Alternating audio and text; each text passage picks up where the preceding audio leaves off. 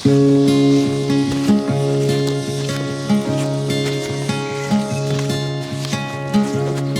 was lost in a city dream, and I was at home again beside the stream. Then you walked past me, and you saw me smile.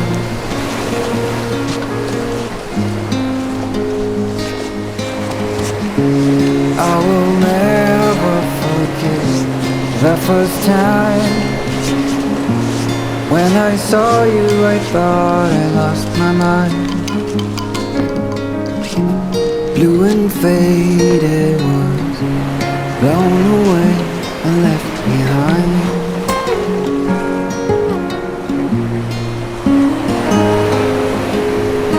I hope you'll always be around, even if Kapagod!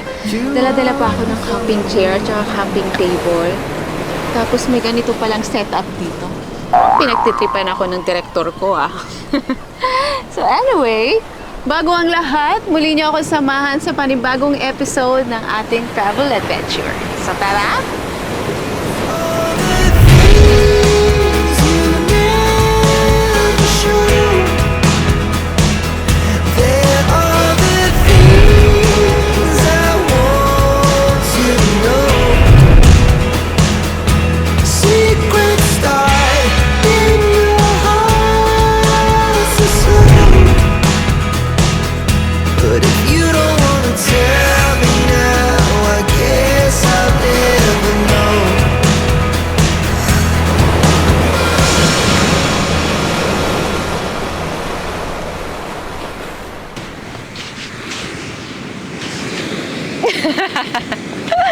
Hello travelers! I'm back! Time check muna tayo.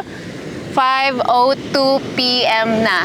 Yes, 5 p.m. na. Quick update lang. Hindi ko na kinaya mag-shoot kaninang umaga. Ikaw ba naman walang tulog, puyat, pagod. Sumabay pa na may work kahit holiday. Yes, nag-work tayo. Kahit nandito tayo sa dagat. Alam mo naman, umaasa tayong maging tagapagmana ng kumpanya. Joke lang. Pero ayun nga, nag-work muna tayo kanina and nagpahinga para at least full charge tayo ngayong araw kahit paggabi na. So this time, I decided na puntahan ang isa sa mga paborito kong quick beach getaway. 3 hours drive lang din ito from Manila. Naisip ko, bakit hindi ko isama sa vlog ko yung madalas kong pinupuntahan kapag dagat na dagat ako, di ba? Para at least ma-share ko din sa inyo dahil bukod sa malapit lang din ito, nakaka-relax talaga dito. Nakaka-relax naman talaga dito. At the same time, no, hindi ka makakapag-swimming dahil sa sobrang lakas ng alon. Grabe, tignan nyo. Ang sarap ng hangin, ang sarap pakinggan ng hampas ng alon. Pero, nakakatakot mag-swimming.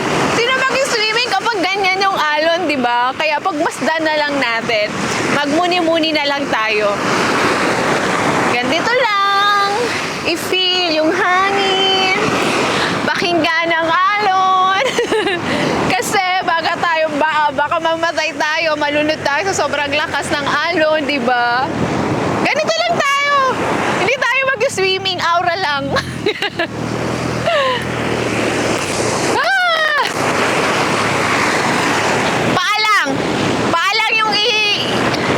Paalang yung ano natin.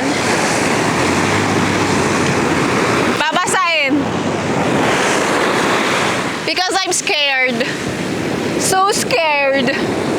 Very nakakatakot ang alon.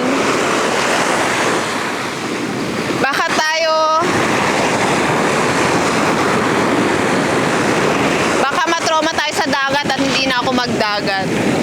Grabe! Kung hindi ako nagkakamali, ang probinsyang to ang may pinakamasarap, pinakamatamis na mangga. Dito din pinagdiriwa ang Dinamulag Festival where they celebrate the bountiful harvest of mango. Alam niyo na kung nasaan ako.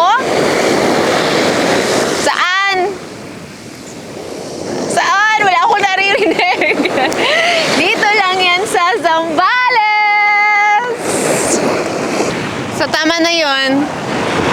Ganun lang, bukas na lang tayo mag-swimming. Ng super aga. 6 a.m. pa lang. Langoy na tayo. Sana bukas, hindi ganyan kalakas. At dahil nga sa medyo na-late na ako ng gising para gumawa ng mga activities na ino-offer nila dito, mas pinili ko na lang sulitin ang oras ko sa panonood ng sunset.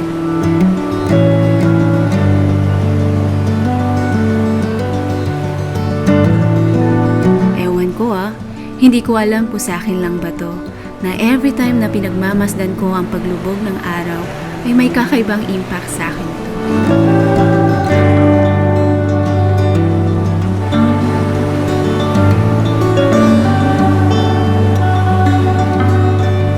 Feeling na na-inspired ako sa buhay, na para bang mas gusto kong ayusin at pagandahin lalo ang buhay ko.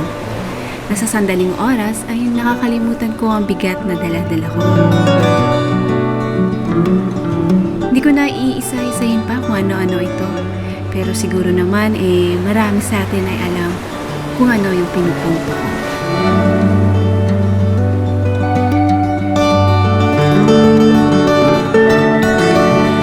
So, paano ba yan?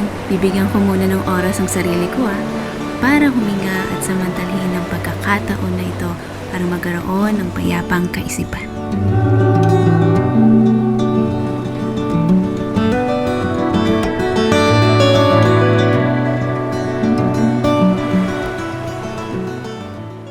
Hello guys! As you can see, nagluluto tayo ng samgyup. Tonight is samgyup night.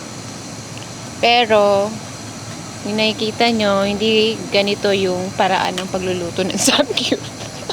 Parang iniiyaw dito. Dinidefrost lang namin kasi siya napaka-frozen. So, wala kaming choice kundi gawin to para matunaw ang mga yellow. Kasi gutom na ako. Ayun, so while waiting, kwentuhan muna tayo. Alam nyo, sa dami ng beach resorts dito sa Zambales, sumakit ang ulo ko kung ano ba sa tingin ko yung makakapagbigay sa akin ng freedom. Freedom dahil Independence Today, gusto ko ng freedom. Freedom to unwind, to connect and breathe with nature, diba? Nakalimutan ko sabihin kanina habang nasa sunset tayo na nandito kami sa Zambales pero hindi ko nabanggit kung anong resort. So ngayon, babanggitin ko na sa inyo, andito kami sa Sela Campsite and Beach Resorts dito sa San Narciso, Zambales. Tama. First time ko dito dagat sa San Narciso kasi madalas kapag nagsasambales kami, lagi kami sa San Felipe, sa Liwliwa. Pero kasi super crowded na sa Liwliwa, kaya nagpunta kami ng Kambangan. So ngayon, nakita ko tong Sela. Sana tama yung pagbigkas ko ng name ng resort, Sela Campsite. Binuko to via Airbnb lang. So, for only 3,150 per night, meron ka ng cabin. So, aircon yan sa loob. Tapos, meron na rin siyang bedding towel, soap, toothpaste and toothbrush, mga toiletry kit.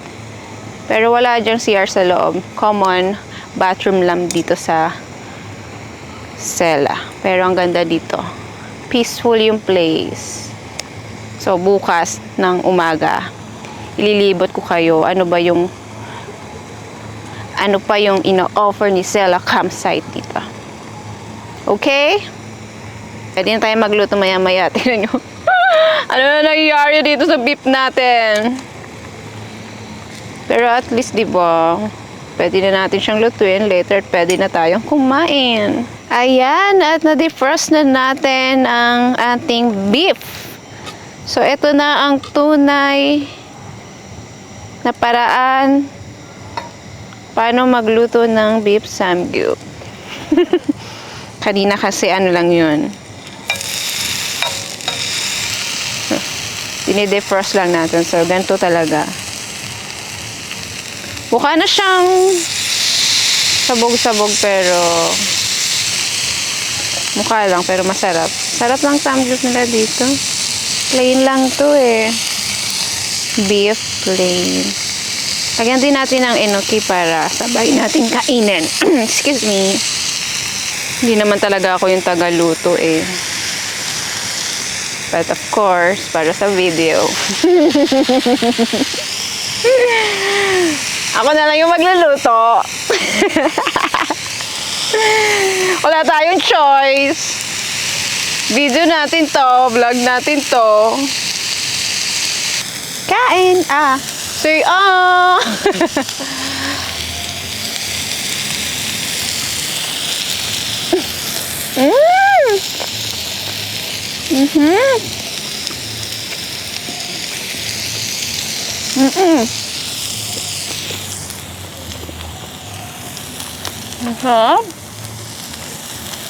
So guys, malapit na ako matapos magluto.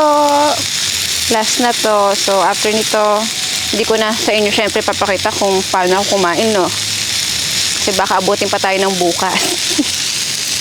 So tingnan na lang natin mamaya after kumain and after magluto kung kaya ko pa mag-vlog. Kung hindi na, edi see you tomorrow na lang. Sige na, malapit na to. Kain na muna. Sana kumain na rin kayo or sana nabusog kayo habang pinapanood ako. Kasi 'di ba? Samgyup is for Pinoy. Ano daw? Grabe. Good morning guys. So, time check muna tayo. Ngayon 10:30 AM na. So, na-late na tayo ng gising. Gawa na siguro ng pagod at puyat kahapon. So, pero still, masarap gumising ng umaga with a grateful heart, diba? So, ngayon magkape muna tayo. Kahit tatanghaling tapat na. Ay, nako.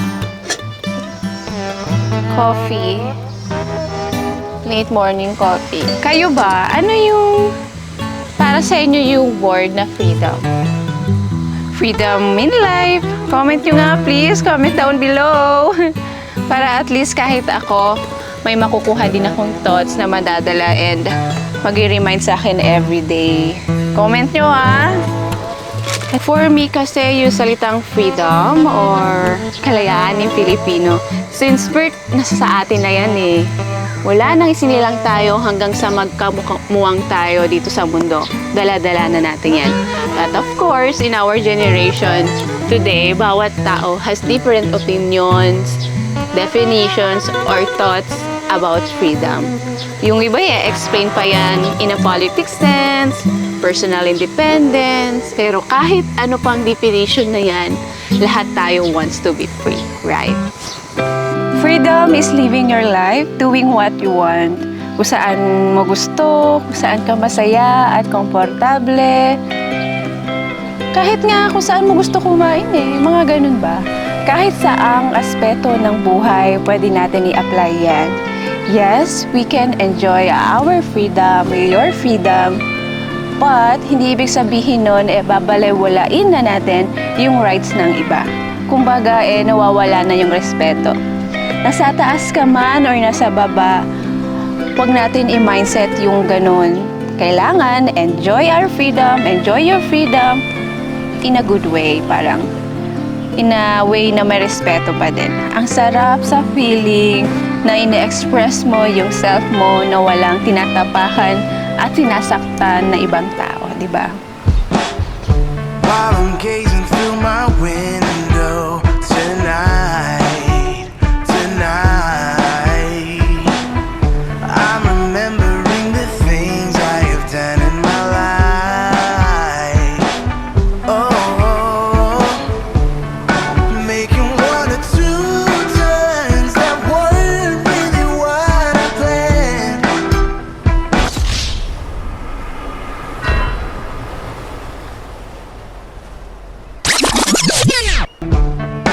Sometimes the choices I made have been hard to understand. Better get ready, I'm ready. Better get ready, I'm ready. Ready to do all that I gotta do to end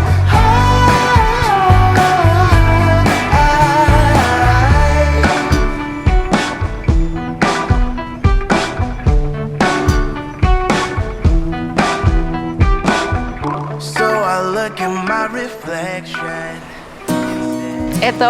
Etong ginagawa ko kung nasan ako. This is freedom, enjoying the beach, the nature. Pinapakawala ko lahat ng bad vibes na nakuha ko these past few days. Para pagbalik ko ng Manila, good vibes naman yung madala natin. Diba? Ang daming meaning. Ang dami mong pwedeng gawin sa freedom na meron tayo. At choice natin yon on how we use it properly. It is not a one meaning word. There are several meanings and I hope gamitin natin yon sa tama. Again, this is Jane Tabiano at magkita-kita muli tayo sa susunod kong adventure. Bye! Thank you for watching!